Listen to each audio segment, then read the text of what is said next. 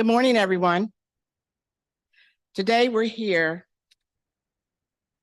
to talk about another senseless shooting that happened in the city of Harrisburg yesterday. This tragic incident involved 3 young children, ages from 3 to 13. I say to Harrisburg, when is enough enough? What will you do as a community to help us in the city of Harrisburg catch these individuals who commit this crime? Now we're talking about children who are on the streets playing. And I want to say today that we are not going to tolerate this. We will be looking for an action plan to address the individual shootings. I want to assure everyone that we can make sure the safety of the residents of the city of Harrisburg is our priority. So I say to you today, if you know who you are and you're on the streets and you're committing this crime, we will be out there after you. I have put 30 to 40 additional law enforcement officials on the streets. So if you want to commit the crime, we're going to get you. So today, I'm here with Councilman Ralph Rodriguez, Commissioner Carter, our Superintendent of the Harrisburg School Districts, Mr. Turman, and also Lieutenant Gouch. I will now turn it over to Councilman Ralph Rodriguez. Thank you, Madam Mayor. Thank you all for being here. A tragic day in the city of Harrisburg, but just know Harrisburg City Council, as well as the mayor administration, takes this as a high regard, as an urgent matter, and no shooting should be tolerated. But when we speak of the youth and minors, it's just something I could not really even gather words for. But just know our Harrisburg Police Department is one of the best departments in the area. And with the removal of already nearly 200 guns in the year, it's something that we consider a high priority. But this is a call to action. No one can just stand around and wait for the help to come. All parents, guardians, I come to you today as a father of 5. Together, we can make the progress that we're looking for with unity. So please, if you know anything, if you see anything, say something. You could always call 211, 311 for the city for help. And we're here. And now I turn over to Commissioner Carter.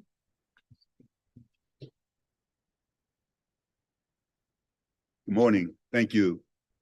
It was a tragic incident yesterday. The one person had surgery, and I understand. I'll let Lieutenant Gouch fill you in, but I understand that they're doing better. It's just unfortunate, that people will glorify gangs and what have you, and stand on a corner and just recklessly and haphazardly shoot into a crowd of kids. And I say to you, for doing that, we're going to bring the noise. We're going to find out who you are, and we're going to bring the noise, and you will be apprehended for that. So I'm going to turn it over to Mr. Gouch.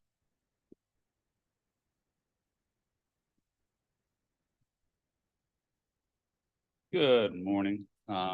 So in reference to yesterday's events, I'll just do my normal spiel as I typically do for you guys and gals. Yesterday around 5:30 in the afternoon, Harrisburg police were dispatched to the area of 18th and Regina Streets for a report of shots fired. Sorry, it was 3:30. I'm like 15. I screwed up the time there. It's 15:30. I was looking military. So around 3:30 afternoon yesterday, Harrisburg police responded to the area of 18th and Regina Streets for a report of shots fired. The initial report indicated that there was a juvenile or a minor that was struck. Upon officers' arrival, they did locate a 11-year-old female who was shot in the abdomen, stomach area. That female was loaded into an ambulance, and it actually was immediately treated by officers and their initial responding officers. They did a really good job of initiating the treatment, the emergency care. The juvenile was loaded into an ambulance and then was taken to a local hospital for emergency care and treatment. The juvenile did undergo a couple hours worth of surgery, from my understanding, and as of this morning has been removed from critical condition, is in stable condition, and is successfully, hopefully, to continue recovering throughout the day and in the week. Is expected to recover at this point. A little while later, officers were also advised that there was a 3-year-old that had been shot. The 3-year-old subsequently had a, I hate to use the word superficial wound, but especially when you think of a 3-year-old being shot, nothing's really superficial, but a significantly minor in comparison to the 11-year-old. The 3-year-old was also taken to a hospital for treatment and was expected to make a full recovery and survive. I think the initial officers and the family that was there, they kind of bypassed the 3-year-old, not thinking anything was wrong. Nobody actually noticed at first that the 3-year-old was shot and had an injury to their leg. And a little while later, officers were also advised that a 13-year-old was shot. A 13-year-old was transported to a local hospital. The 13-year-old was expected to successfully fully recover and was also able to speak and have a conversation with the officers at the scene as well as at the hospital. The investigation was obviously immediately initiated. Detectives, patrol officers, and forensics investigations from the Harrisburg Bureau of Police responded. And as of right now, detectives are still working the case. Area was canvassed. A lot of community members came out. Some did show support and offer support and assistance. We thank them for that, and we wish to encourage anybody else that has information to continue to come forward. I posted on Crime Watch last night. We've already received some tips off of Crime Watch. So that's also reassuring to see like the community is not willing to tolerate children being shot in our streets. So obviously you guys always do a good job in encouraging people if they have any information, then step forward, come forward and let us know. So we wish to continue that as well. I do have a very good feeling that we will be making hopefully some sort of progress in these cases or in this case. And that'll come hopefully play out in the next couple of days or weeks. But again, I think with the amount of support from the community, as well as the people that are up there, as well as the people that are not willing to tolerate this type of behavior, especially when it involves children, innocent children, I feel as though that we will hopefully make some progress and hold somebody accountable for these actions. I will open up for questions. Just mindful that it is a very active ongoing investigation, so I'm not going to be able to provide a significant amount of details or anything that will compromise the investigation. You mentioned indiscriminate. People mentioned indiscriminate. They weren't targets. At this point in time, we do not believe the 11-year-old and the 3-year-old was the intended target. The 13-year-old, we do believe that he may have been with somebody and or associated with somebody that may have been a target, but that's still ongoing in investigation. But with the 11-year-old and the 3-year-old, we have absolutely no reason to believe that they were the actual intended target. We believe that they were just coincidentally victims that were walking down the street. I don't want to use the language that's in my head as to what type of person that is, but obviously I think we could all come to our own conclusion of what type of person that is. I think we all know it's the person that does that is just horrible. I mean, that's just a horrible act to commit. A 3-year-old, I mean, and an 11-year-old, but I mean, I think there's probably a lot of us that have children and or parents. And I mean, the fact that I envision my own children on the street and something like that happening to them. That's why I hated to use the word superficial wound. I can't imagine any bullet wound to a 3-year-old it's just unthinkable. How many people do you think fired the shot? At this point in time, we believe there's 2 actors. Any idea, age or anything? Not at this point. Nothing I'm able to release right now. You guys have surveillance areas at all? Video areas? It's one of the things that detectives are doing. That's just standard that we do whenever we go to a crime scene like this. We look for witnesses, both human and people, as well as any surveillance videos or cameras or anything else we can get. Was the shooting outside or inside a home? Do we know at this point? The shooting was on the street. The shooting was in the 1800 block or right in the area of the 18th and Regina streets. Was there any relation between the 3 victims? We do believe the 11 and the 3-year-old were associated or they were together. We do not believe there's any association with the 13-year-old.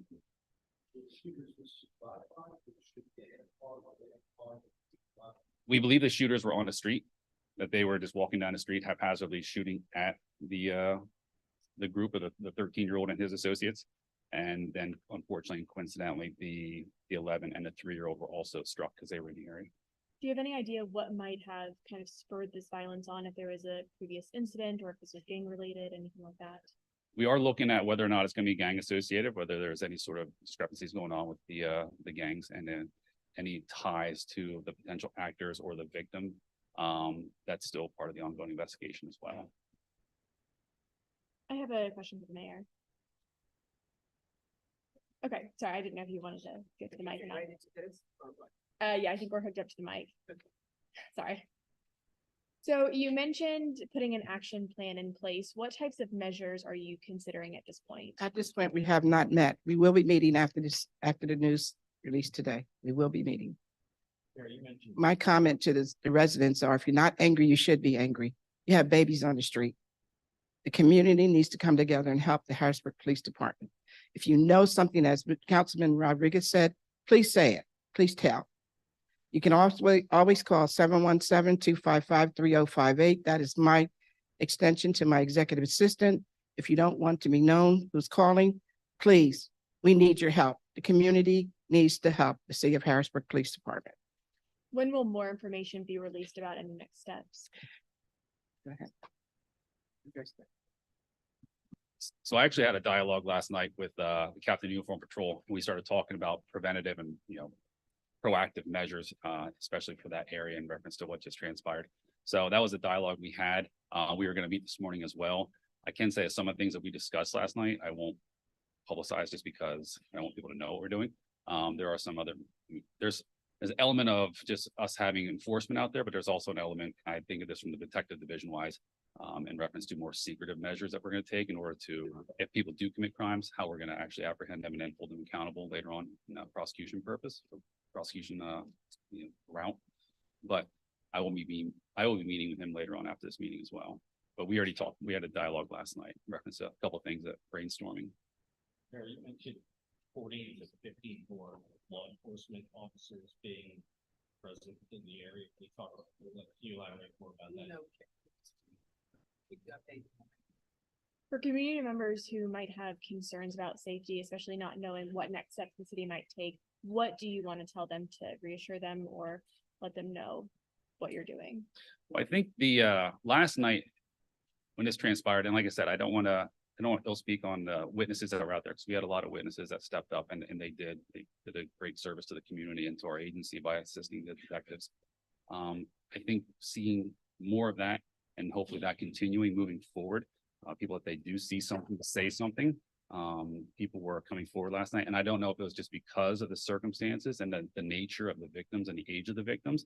I think that really pulled on people's empathy to really step up and to cooperate. But hopefully that continues moving forward. And if we can hopefully impact and show the people that are running around with these guns that the community is not going to tolerate it, the Harrisburg police are not going to tolerate it, hopefully that will just start to change and start to bend, and then maybe they'll obviously start thinking a different route to go in life instead of just run around shooting each other up and shooting at the neighborhoods. So the 11 and 3-year-old, we believe they're walking back from a corner store. We believe they're walking back towards the house, towards their residence when this happened. Do you have data as far as number of homicides for this year and how many of those are still? Off the top of my head, no. I can get those. Yeah, I have them on my desk, but there was a lot going on this morning. I didn't. Yep.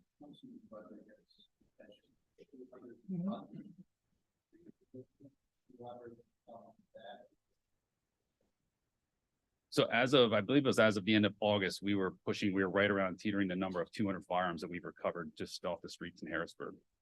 So obviously that number is growing. It's probably grown since then. The exact amount I don't have, but obviously that's a significant amount of guns that we've recovered and we've taken off the street, but yet they still keep on making their way back into the streets. So that's a topic probably. Excuse me? I believe it's probably about standard. It may be an increase from last year, but either way, that's showing a significant amount of firearms the Harrisburg Bureau of Police and our assisting agencies are taking off the street, and yet these guns still filter their way back in.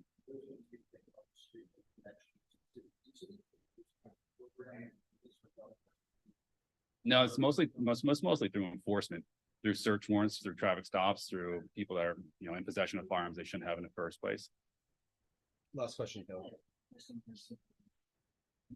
Obviously, these kids are school age. Is the district doing anything, assisting with police or?